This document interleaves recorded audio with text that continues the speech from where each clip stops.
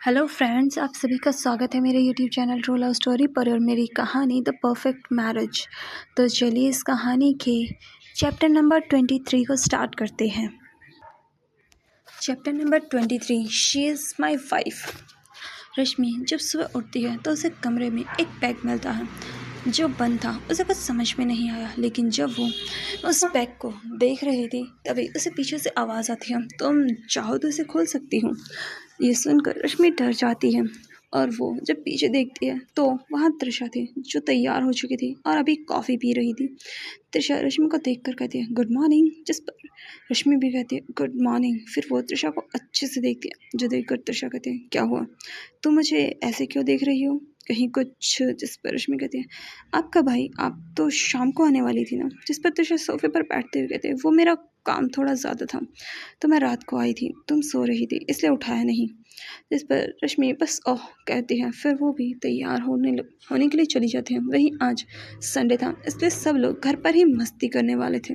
त्रिशा को कुछ काम था इसलिए वो नाश्ता करके चली गई, लेकिन उसने वादा किया कि वो जल्दी घर आएगी और ये कहकर वो वहाँ से चली गई। वहीं रश्मि ने भी सबके साथ मस्ती की।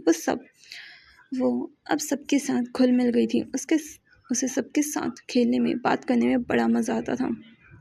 ऐसे ही सारा दिन बीत जाता है और जैसा त्रिशा ने कहा था वो जल्दी घर आती है, लेकिन वो रसोई में नहीं जाती क्योंकि वहाँ जाना उसका अपन था। जब रश्मि इस बारे में पूछती है तो उसे शिवानी बताती है कि त्रिशा को खाना बनाना नहीं आता, वो खराब करने या खाना उसे सिर्फ खराब करना या फिर खाना आता है। जो सुनकर रश्मि खूब हंसती है। वहीं त्रिशा सबके साथ चेस खेलती है जिसमें वो जीत जाती है और संजीत बहुत बुरी तरह से हारता है।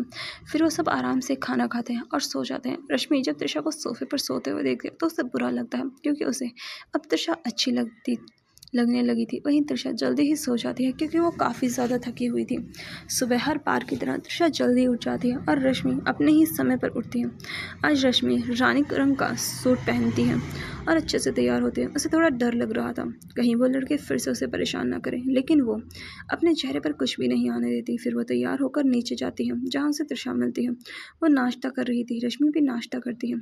शिवानी त्रिशा को देख कर कहती है त्रिशा तुम रश्मि के कॉलेज की तरफ ही जाओगी ना। जिस पर त्रिशा बस हाँ कहती है। तभी शिवानी कहती है तो क्या तुम रश्मि को कॉलेज छोड़ दोगी, वो मुझे मंदिर जाना है ड्राइवर को लेकर। जिस पर त्रिशा समझ जाती है कि उसकी मम्मी नहीं मानेगी, इसलिए वो भी हाँ कर देती है। रश्मि मना करना चाहती थी लेकिन वो कुछ नहीं कर पाती। कुछ देर बाद वो दोनों कार में थे। त्रिशा कार चला रही थी, वहीं रश्मि उसके साथ बैठी हुई थी। त्रिशा उससे पूछती है वैसे तुम्हें कॉलेज पसंद आया। जिस पर रश्मि कहती है हाँ सब अच्छा है। फिर त्रिशा पूछती है कोई परेशानी तो नहीं, कहीं कोई परेशान करता हूँ, कोई भी स्टूडेंट या टीचर कुछ भी तो मुझे बता सकती हो। जो सुनकर रश्मि कुछ देर के लिए चुप हो जाती है। फिर वो धीरे से कहती है नहीं सब ठीक है। वो त्रिशा को बताना तो चाहती थी लेकिन वो कुछ कह नहीं पा रही थी।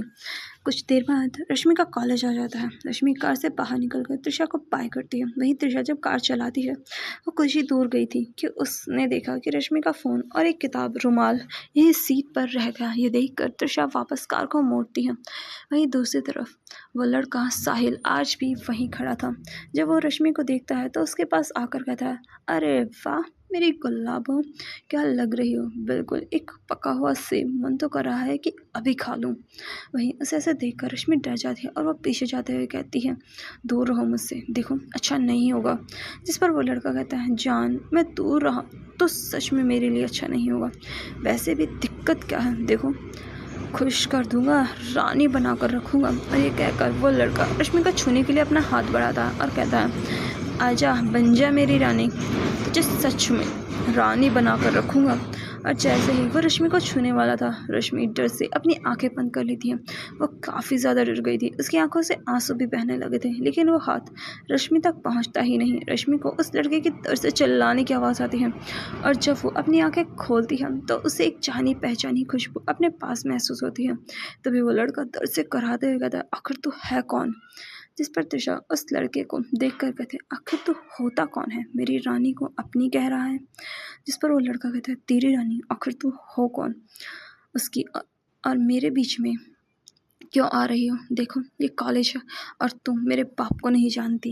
जिस पर त्रिशा बड़े ही आराम से कहते हैं, देख मैं तेरे बाप को नहीं जानती लेकिन तू जानता है, इतना काफ़ी है। और रही कॉलेज की बात तो इस मामले में मैं तेरी सीनियर हूँ। और रही इस रिश्ते की बात, जिस फिर त्रिशा उस लड़के को देखकर थोड़ा तेज कहती है, शी इज़ माई वाइफ। फिर त्रिशा उसे देख कर कहते हैं, और हाँ ये तेरे लिए अच्छा होगा कि अपनी हद में रह। अभी बस हाथ तोड़ा है, अगर हद से बाहर गया तो किसी काम का नहीं छोड़ूंगी।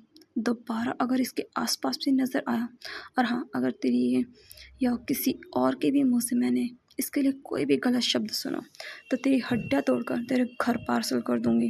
और ये कहकर त्रिशा जैसे ही मुड़ती है कि तभी एक लड़का आगे बढ़ता है त्रिशा को मारने के लिए, जिस पर त्रिशा कहती है, आजकल के बच्चे भी ना सीनियर को रिस्पेक्ट नहीं देते हैं, लगता है मुझे ही सिखाना होगा। और ये कहकर त्रिशा उन सब की जमकर धुलाई करती है।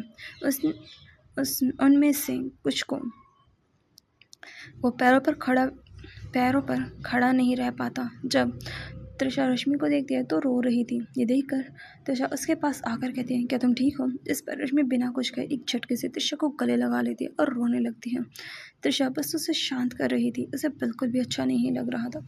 रश्मि को ऐसे देखकर वो ऐसे ही शांत करती है। 1 घंटे बाद रश्मि चुप होती है।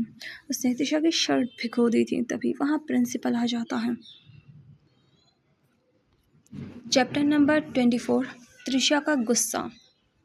त्रिशा जब रश्मि के कॉलेज में आई तब उसने देखा कि कुछ लड़के रश्मि को परेशान कर रहे हैं। और ये देखकर त्रिशा को गुस्सा आ जाता है और वो उन लड़कों की जमकर धुलाई करती है। वहीं त्रिशा को ऐसे देखकर रश्मि रोने लगती है, जो त्रिशा को बिल्कुल भी अच्छा नहीं लगता। त्रिशा रश्मि को शांत करने लगती है और उसे शांत करते हुए कहती है, मैंने कहा था ना, अगर कुछ हो तो मुझे बता सकती हो।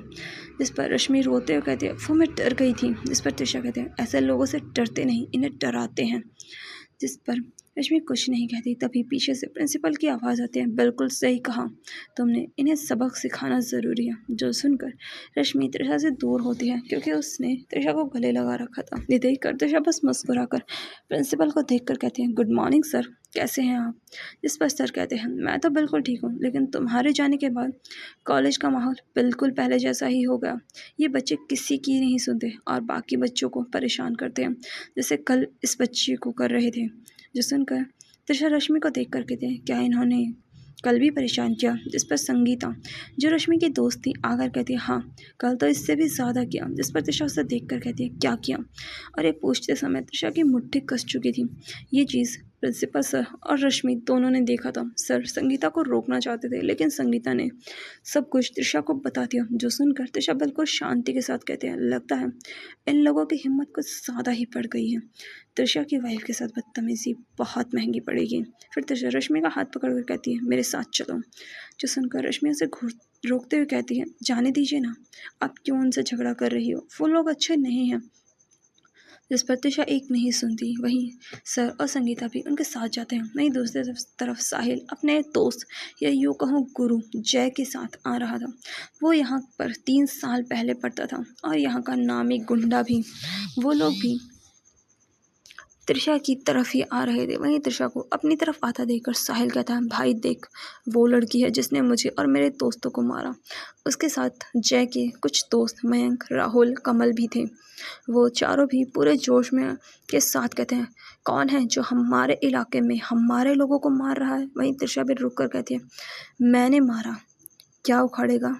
जो सुनकर मैं कहता है, लगता है बहुत अकड़ है। और ये कहकर वो चारों सामने आता है। राहुल कहता है, चलो निकालते हैं। और ये कहते समय वो चारों जो जोश में आए थे, उनका जोश त्रिशा को देखकर ठंडा हो गया था। वहीं रश्मि और संगीता को लग रहा था कि अब ज़रूर लड़ाई होगी। सर को भी यही लग रहा था, लेकिन इससे बिल्कुल उलट वो चारों त्रिशा के पास आकर उसके पैरों को छूकर कहते हैं, बॉस आप यहाँ, आपने बताया नहीं कि आप यहाँ आ रही हैं, अगर बता देते तो हम आपके लिए तैयारी करते हैं। इस पर त्रिशा सामने साहिल को देखकर कहती हूँ, मैं तो बस यहाँ किसी को उसकी सही जगह दिखाने आई हूँ। जो सुनकर मैं अपने हाथ बांध कर कहता है, बॉस अगर ऐसा कुछ था तो आप फ़ोन कर देते, उसे घर से उठा लाते, अगर आपको गुस्सा दिलाते। इसकी इतनी किसकी हिम्मत? क्या उसे अपनी ज़िंदगी प्यारी नहीं? इस पर जय कहता है, वैसे गुरु हुआ क्या? आप हमें बताइए। उसका नाम साले की हड्डियाँ तोड़ देंगे। जिस पर त्रिशा अपने हाथ बांधकर साहिल को देखती है, जिसका चेहरा पीला पड़ चुका था। वहीं वो तीनों सर रश्मि और संगीता, उनकी आंखें तो बड़ी बड़ी हो जाती हैं। त्रिशा साहिल को देखकर कहते हैं, ये जो लड़का बीच में खड़ा है, इसकी सारी हड्डियाँ तोड़ दो। जो सुनकर वो चारों एक दूसरे को देखकर फिर थोड़ी हिम्मत जुटाकर कहते हैं, बॉस ये मेरा छोटा भाई है, अगर कोई गलती हुई है तो माफ़ कर दीजिए, अगर मुझे बताएंगे मैं अपनी पूरी कोशिश करूँगा गलती सुधारने की। जो सुनकर त्रिशा आराम से एक बेंच पर बैठते हुए अपने पैर के ऊपर एक पैर रखकर कहती है, इस तेरे छोटे भाई ने मेरी वाइफ के साथ बदतमीज़ी की है, इसने उसे छेड़ने की हिम्मत की। अब तू बता मुझे क्या करना चाहिए। जिस पर जय कहता है, बॉस ये भी बच्चा है, ये अभी भाभी से माफ़ी मांगेगा। कान पकड़कर नाक रगड़कर और ये कहकर जय साहिल को पीटने लगता है, जो देखकर त्रिशा के चेहरे पर एक तिरछी स्माइल आ जाती है। फिर जय साहिल को रश्मि के पैरों के पास फेंक कर कहता है, माफ़ी मांग भाभी जी से। जो सुनकर साहिल अपने हाथ जोड़कर सर झुकाकर घुटनों के बल बैठकर कहता है, मुझे माफ़ कर दीजिए भाभी जी, मुझसे गलती हो गई। जो देखकर संगीता तो बिल्कुल हैरान थी, वहीं सर थोड़ा खुश थे और रश्मि को तो कुछ समझ ही नहीं आ रहा था। साहिल बार बार यही दोहराए जा रहा था, जिस पर रश्मि त्रिशा के पास जाकर कहती है, प्लीज़ बंद करो ये सब। जो सुनकर त्रिशा वहाँ से उठकर जैसे कहती है, अगर दोबारा यहाँ कॉलेज में कुछ भी ऐसा हुआ जो नहीं होना चाहिए तो मैं तुम चारों को नहीं छोड़ूंगी।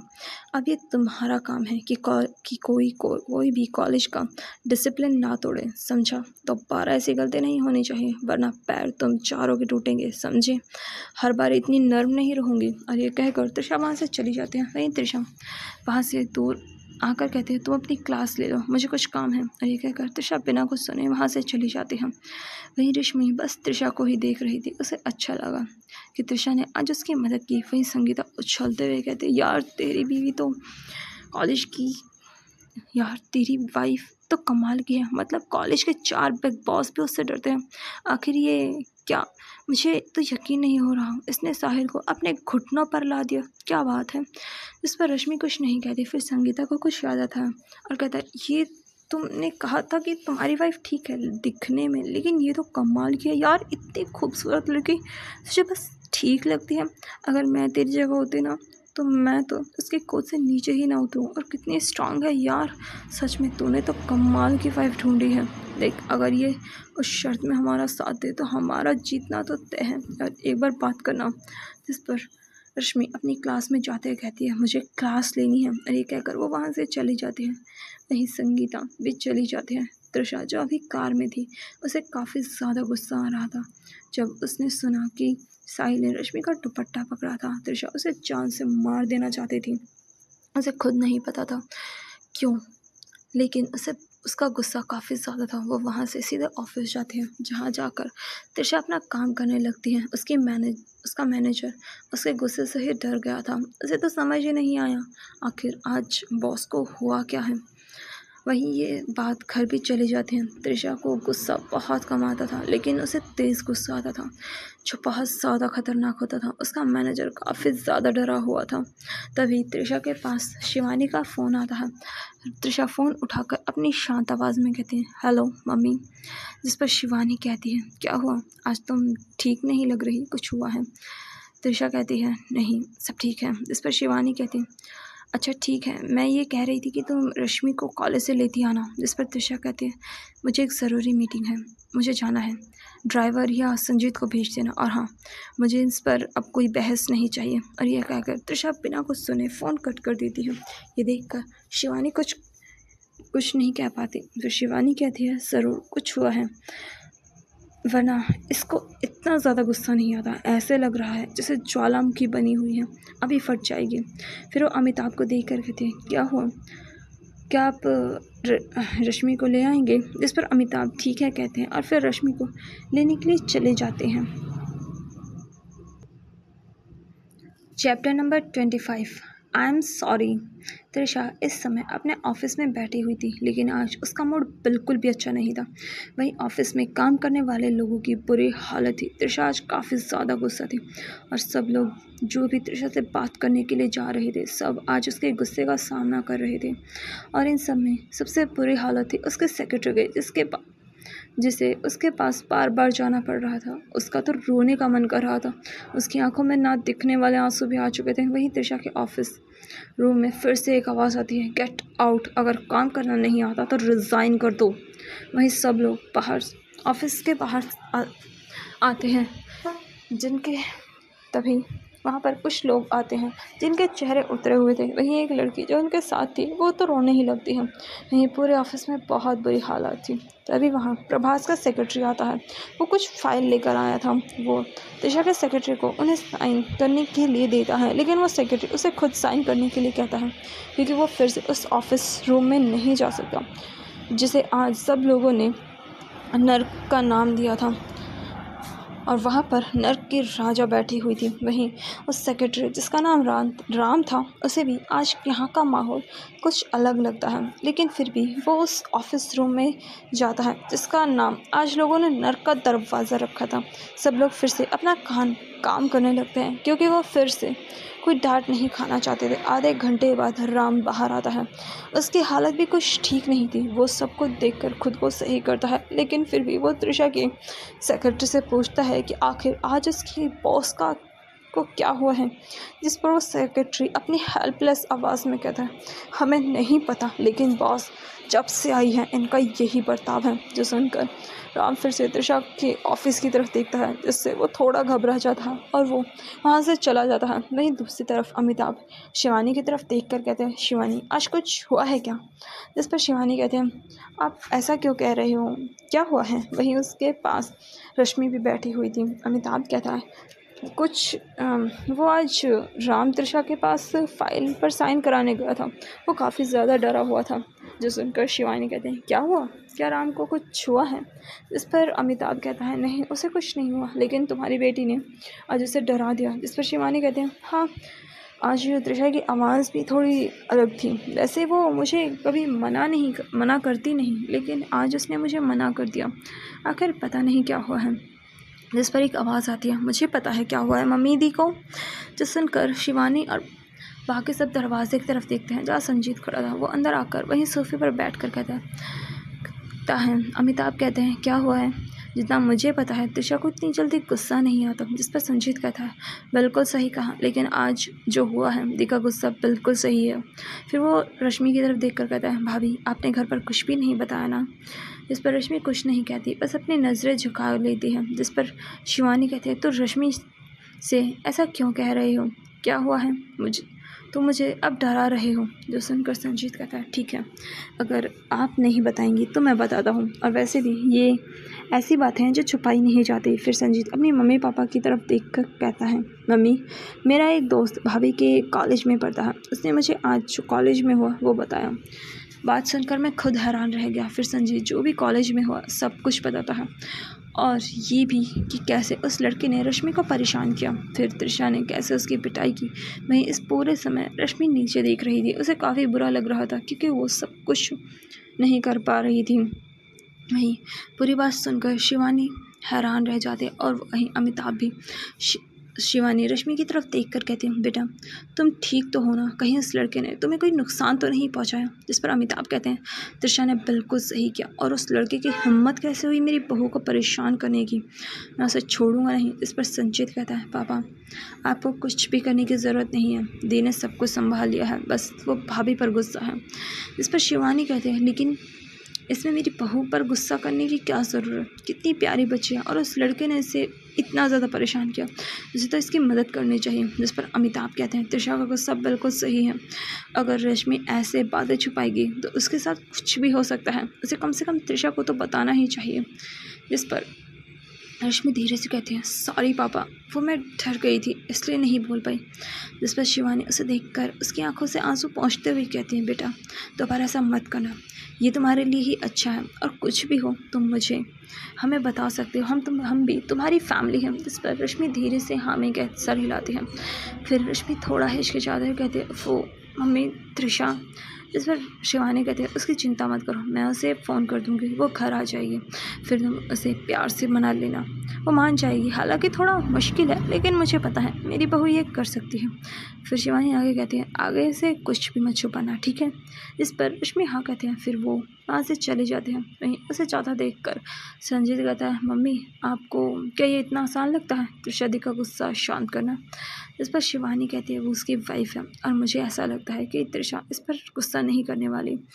इस पर संजीत कहता है, और आपको ऐसा क्यों लगता है। इस पर शिवानी कहती है, इस पर शिवानी मुस्कुरा कर कहती है, अगर उसे रश्मि पर गुस्सा करना होता तो वो ऑफिस नहीं जाती। जो सुनकर रश्मि संजीत चुप हो जाता है, जैसे वो भी मान गया हो, और फिर वो सब अपने अपने काम में लग जाते हैं। तो चलिए मिलते हैं इसके नेक्स्ट पार्ट में। आई होप आपको स्टोरी पसंद आ रही होगी। अगर आपको ये पसंद है तो प्लीज़ लाइक कीजिए, शेयर कीजिए, कमेंट कीजिए, और हाँ, सब्सक्राइब करना ना भूलें। Thank you, bye bye and take care.